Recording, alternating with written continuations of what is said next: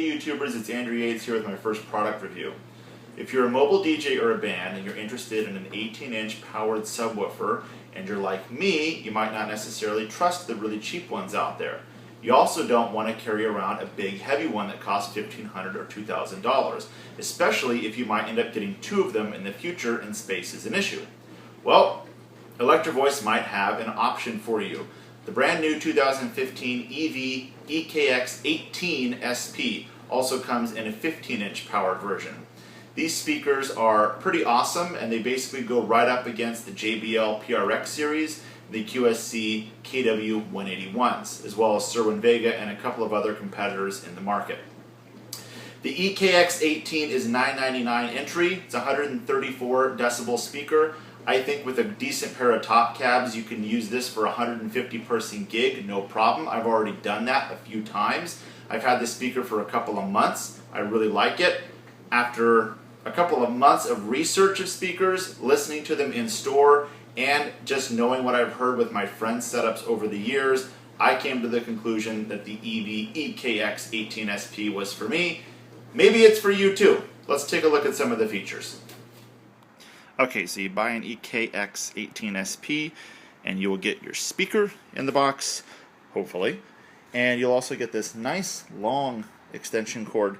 This is about an 11-foot cord, which is really cool because these aren't always going to be right next to you. They probably are, but if for some reason they're not, it's always nice to have a nice long IEC extension cable. You never know when you're going to need one. Okay, the dimensions. The speaker is 20 inches tall, 24 inches wide, 24 inches deep, weighs 72 pounds, does not come with casters, has an 18 gauge steel grill on the front, M20 threaded pole mount on the top if you want to mount speakers on top of this. Does not have the 35mm pole, so it's a little bit of a sturdier setup. The box is made out of 15mm plywood. As you can see, it's got little indentations if you want to stack them up. That is going to be very helpful if you're going to run multiples of these, and especially if you're going to use the cardioid mode, which we'll talk about in a second. But box is made really well. It looks good. You know, it's the EV coat. It is going to scratch if you're not careful with it. That's why I do recommend you use the cover on it. But it's a good looking box. And you got your logo down here. And it's got the LED right below it. LED can be on, off, or used as a limiter. Okay, here's the padded speaker cover. I really like this because you can take that, put it on your speaker, put it on a dolly, and then you can stack things on top of the speaker with much less, if not pretty much zero chance of really scuffing up the finish on this speaker. So these things are about $70. Well worth it in my opinion.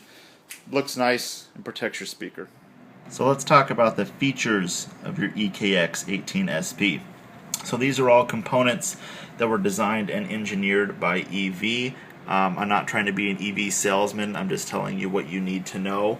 So that's nice. These aren't just piecemealed together parts, it's actually components that EV designed and engineered themselves. Nice upgrade from the LiveX series is this cooling fan controlled by multiple onboard sensors. You have your combo ins, XLR outs, your DSP here. When you get the speaker, you'll see, let's get this in focus, there we go. So it'll go from -80 to +10 dB. I usually run it right at Unity, right at 0. Everybody's application's different, but I've had really good results just running it at 0. You push in again. Here's your music mode. These are your 3 DSP modes. Music, which is default live if you're doing maybe live bands and performances, and then club if you want it to hit a little bit harder and a little bit deeper. It will limit a little bit quicker in club mode, at least that's been my experience so far, but it does deepen it a little bit. I usually leave it in music mode. I think it sounds really good in music mode just by itself. The location of the speaker, either normal or cardioid. If you're going to run cardioid, you need 2 speakers for it to properly work. The bottom speaker would actually face you and be in cardioid mode. The top speaker would be in normal mode and face your audience. That's a really cool feature because what it does is it actually allows you to minimize the amount of bass that's going behind your subs instead of it being completely omnidirectional. So instead of you annoying the ballroom next door or anything like that. If you've had, you know, gigs or performances where you need your sound to maybe not completely bleed onto the stage or bother somebody in a room behind you, that's a really cool feature that EV put into these things. You get 2 subs, stack them on top of each other, and you run them that way. There's a good explanation of it in the manual as well. Low pass filters, it has from 80, 100, 120, 150, and then they have some of their own speakers in here as well. So pretty neat little features. You can just kind of cut it to wherever speakers you're using. I'm using it with K12, so I just put it on 100 Hertz. LED, this is what we were talking about before, on, off, or you want to use it as a limiter. If for some reason you end up on the front of these speakers or they're out of your view but you can see the LED, you can see if it's limiting or not. LCD dimmer control, brightness, contrast of your actual screen. Storing points, you can actually store up to 5 different memory points in here, which is really cool.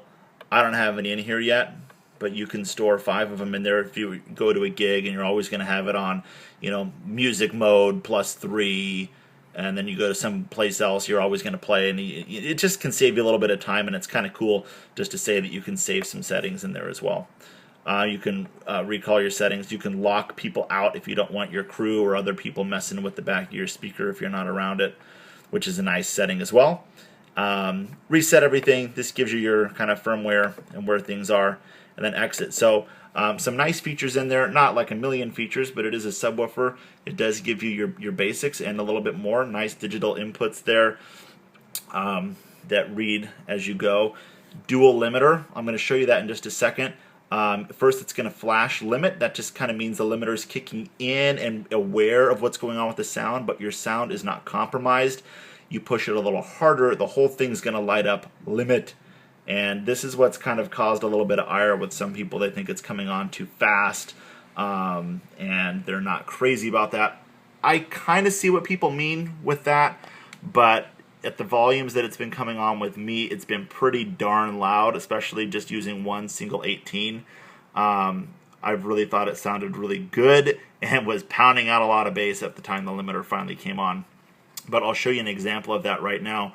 Let's take a look at the limiting on the sub.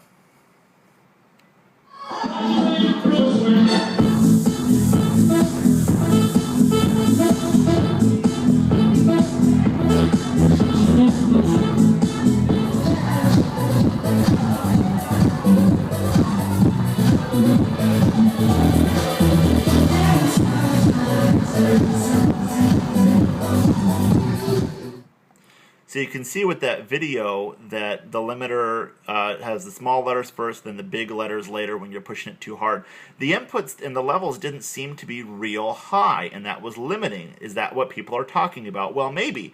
That was when the subwoofer was in club mode. One of the first times I used it, I had it in club mode, and I shot that video, and it did seem like it was kind of kicking in.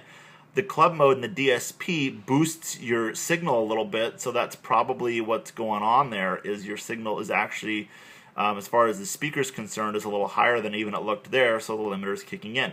It's just trying to protect you. You know, you can complain about it, or you can just buy another speaker. You know, you can say EV blew it on it. I don't know. I think it sounds really good in music mode, and at club mode, it was hitting pretty hard and pretty loud when that limiter kicked in. So I've heard several of the subs that are on the market right now. Is the EV EKX18SP better, worse? I don't know. Let's see. Head-to-head against the QSC KW181. QSC was louder, hit a little harder.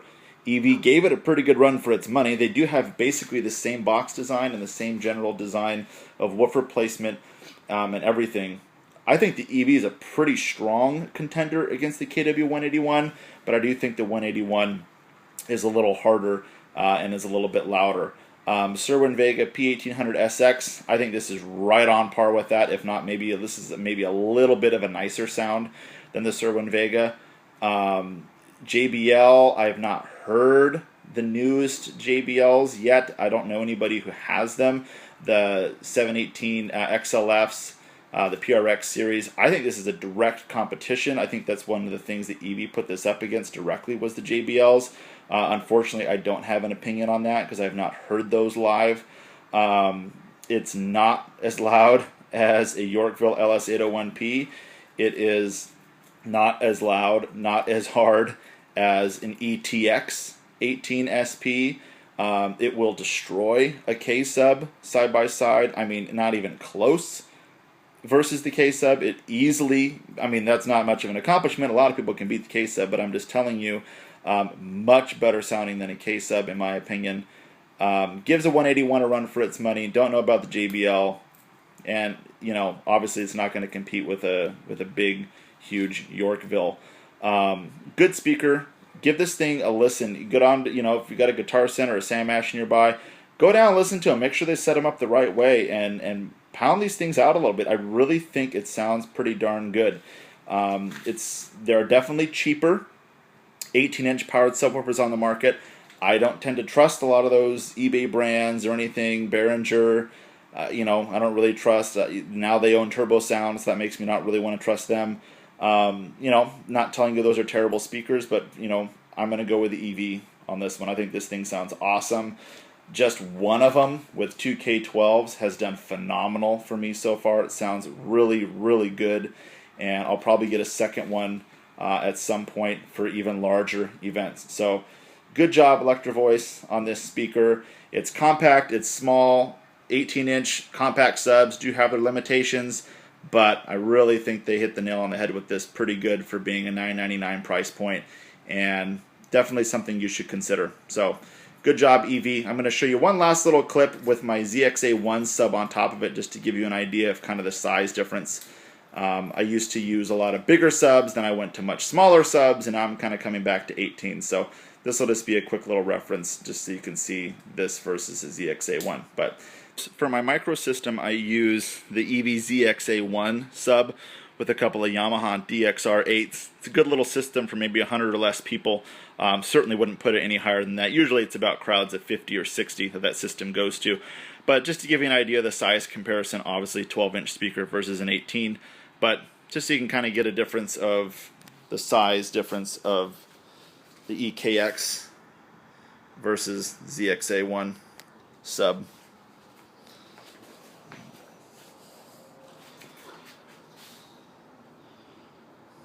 But that's it. Thanks for watching. Hopefully I didn't ramble on too much for you guys. Try to give you some good info on this 2015 line.